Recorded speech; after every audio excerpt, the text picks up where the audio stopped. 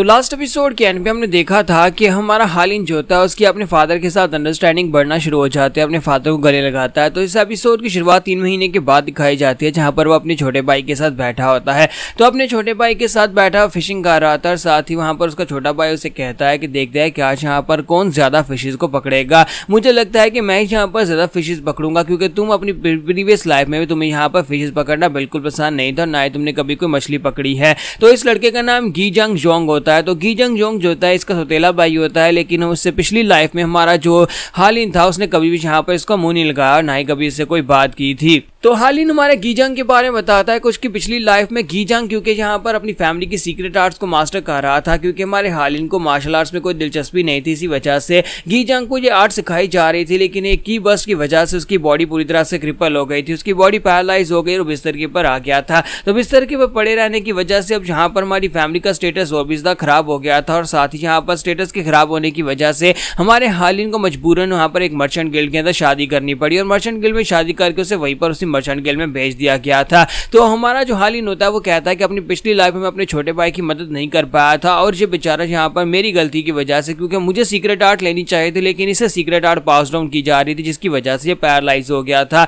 तो इसी के साथ सीन प्रेजेंट में आता है, जहाँ पर हमारा गीजंग उसे कहता है कि हालिन मुझे एक बात तो बताओ कि क्या तुम यहाँ पर मेडिसिन ले रहे हो। तो वो कहता है कि मुझे अब मेडिसिन की जरूरत नहीं है, मेडिसिन खा खा कर तो मैं यहाँ पर एक मोटा चबी इंसान बन जाऊंगा। तो उसे कहता है ये तुम क्या कह रहे हो, तुम तो बहुत ज्यादा स्किनी से हो, तुम यहाँ पर कैसे एक मोटे चबी इंसान बन जाओगे। तो वहाँ हालिन उसे कहता है कि हाँ मुझे माफ करना, मुझे लगता है कि यहाँ पर फ्यूचर में मैं यहाँ पर मोटा चबी इंसान बन जाऊंगा अगर मैं इस तरह की मेडिसिन लेता रहा। तो इसी के साथ गीजंग उसे कहता है कि चलो छोड़ो बिग ब्रदर, मुझे इस बात की खुशी है कि तुम मेरे साथ बैठकर यहाँ पर मछली पकड़े, और साथ ही उसे कहता है कि देखते हैं कि किसने यहाँ पर ज्यादा मछली पकड़ी है। तो वो उसके सामने 2 कटोरे करता है, एक के अंदर उसने मछली पकड़ी होती है जो ज्यादा होती है, दूसरे के अंदर उसने उसके यानी हमारे हालिन की मछली होती है जो काफी ज्यादा कम होती है। तुम्हारा हालिन जो होता है वहां पर उसके पास दोनों कटोरे पानी के अंदर फेंक देता है और कहता है कि अब हम दोनों का हिसाब बराबर हो गया है, यानी कि अब तुम्हारे पास भी 0 मछली है और मेरे पास भी 0 मछली है। जबकि वो जलाकर उसे कहता है कि तुम बहुत बड़े चीटर हो, यहाँ पर अब हम लोग दोबारा से मेहनत करेंगे और मछली पकड़ेंगे। लेकिन हमारा हालिन उसे पकड़कर पानी में जंप लगा देता है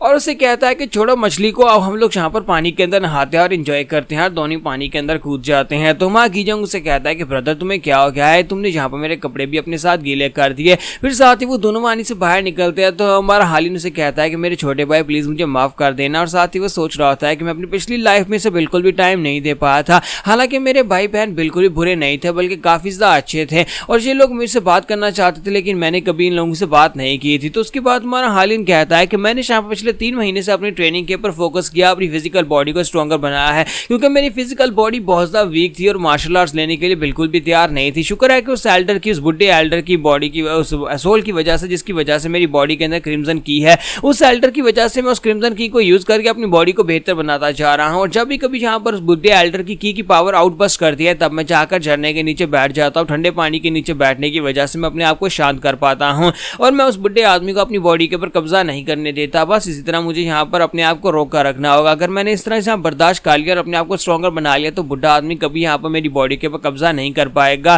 फिर साथ ही हमारा हालिन जो होता है वहां पर साइड के ऊपर देखता है, जब अपनी ट्रेनिंग कंप्लीट करता है, झरने के अंदर से नहाकर बाहर निकलता है, तो उसकी छोटी बहन सियोलैन वहां पर आकर खड़ी होती है। तो वो उसके लिए टावल लेकर आती है। तो हमारा हालिन जो होता है पानी से बाहर निकलता है और उसे कहता है कि सियोलैन तुम्हें यहाँ पर मेरे लिए टावल लेकर आने की जरूरत नहीं है। तो उसे कहती है कोई बात नहीं, मुझे तो इस बात की बहुत ज्यादा खुशी है कि आजकल तुम हमसे बात कर रहे हो, पहले तो तुम यहाँ पर हम दोनों भाई बहन से बात ही नहीं करते थे। तो वहाँ हालिन कहता है कि मेरी छोटी बहन सियोलैन, जो कि मेरी सौतेली बहन है, ये बहुत ज्यादा क्यूट और बहुत ज्यादा प्यारी बच्ची है। हालांकि पिछली लाइफ में मैंने इसे बिल्कुल ही मुंह नहीं लगाया, ना ही कभी इससे कोई बात की थी, लेकिन असल में यहाँ पर ये बहुत ही प्यारी बच्ची है। इसके सिर्फ और सिर्फ 2 ही शौक है, एक नए कपड़े पहनना और दूसरा यहाँ पर आसपास के फेस्टिवल्स के ऊपर जाना। इसे फेस्टिवल्स के ऊपर जाना बहुत ज्यादा पसंद है, और हर बार जो मुझे आकर बुलाती है। इससे पहले एक बार जो मेरे पास आई थी पिछली लाइफ में, जब ये मेरे पास आई थी, इसने कहा कि फायरवर्क फेस्टिवल के ऊपर जाना है, लेकिन मैंने इसे बहुत ही बुरी तरह से डांट दिया था। मैंने उसे कहा कि क्या तुम यहाँ पर मेरा मजाक उड़ाना चाहती हो, मेरे पास यहाँ पर तुम्हारी जैसी बच्ची को लेकर घूमने का बिल्कुल वक्त नहीं है, इसलिए दोबारा कभी मेरे सामने आकर इस तरह की बात मत करना कि तुम्हें किसी फेस्टिवल के ऊपर जाना है।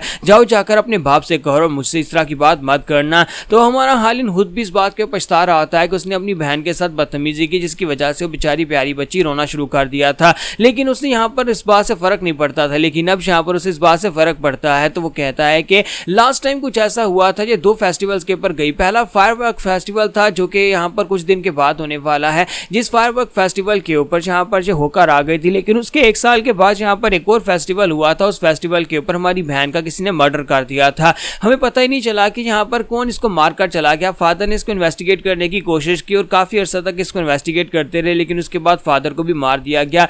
फादर और मेरी बहन सियोलैन के मरने के बाद हमें कभी इस बारे में पता नहीं चला कि आखिर ये सब कुछ किसने किया था। इस बार ऐसा बिल्कुल भी नहीं होगा। अगर मुझे अपनी बहन सियोलैन को सबसे पहले मरने से बचाना है तो फिर मुझे अगले साल जो फेस्टिवल ऑफ द ड्रैगन केव होने वाला है, उस फेस्टिवल में अपनी बहन सियोलैन के साथ जाना होगा और देखना होगा कि यार कौन कमीना इंसान है जिसने हमारी इतनी प्यारी बहन का मर्डर किया था। तो सबसे पहले तो मुझे यहाँ पर इसका साथ देने के लिए फायरवर्क फेस्टिवल के ऊपर जाना होगा ताकि मैं इसका साथ दे सकूं और मुझे इसके साथ एंजॉय करना चाहिए। तो वो सियोलैन से कहता है कि सियोलैन, आज तो यहाँ पर मूनलाइट फेस्टिवल होने वाला है ना, क्या तुम मूनलाइट फेस्टिवल के ऊपर जाने वाली हो? तो वो बहुत ज्यादा खुश हो जाती है और कहती है कि ब्रदर, क्या तुम्हें याद है कि आज मूनलाइट फेस्टिवल है, क्या तुम मेरे साथ चलोगे? तो हालिन उनसे कहता है हाँ हाँ क्यों नहीं, हम लोग जरूर चलेंगे, मैं तुम्हारे साथ जरूर जाऊंगा और मैं तुम्हारे साथ क्यों नहीं जाऊंगा, लेकिन उससे पहले हम लोग जाएंगे शहर में और वहां पर से जाकर तुम्हारे लिए अच्छे अच्छे कपड़े लेकर आएंगे ताकि हम लोग उस फेस्टिवल के ऊपर नए कपड़े पहन कर जाएं। तो सियोलैन बहुत ज्यादा खुश हो जाती है और कहती है कि ब्रदर तुम बहुत ज्यादा अच्छे हो, आज हम लोग इकट्ठे फेस्टिवल में जाएंगे। तुम्हारा हालिन सोच रहा होता है कि मैं यहाँ पर इस बार कुछ भी बुरा नहीं होने दूंगा और अपनी फैमिली को जरूर बचा लूंगा, लेकिन फैमिली को बचाने के लिए मुझे स्ट्रेंथ की जरूरत है और उसके लिए मुझे यहाँ पर ट्रेनिंग करनी पड़ेगी। मुझे जल्दी से जल्दी यहाँ पर अपने आप को प्रोटेक्ट करने के लिए और अपनी फैमिली को प्रोटेक्ट करने के लिए स्ट्रॉन्गर बनना होगा और उसके लिए मुझे एब्सोल्यूट स्ट्रेंथ की जरूरत पड़ेगी। तो यहाँ पर हमारी एपिसोड 04 का एंड होगा और नेक्स्ट एपिसोड में देखेंगे कि हमारा हालिन कैसे यहाँ पर आहिस्ता आहिस्ता स्ट्रॉन्गर बनेगा।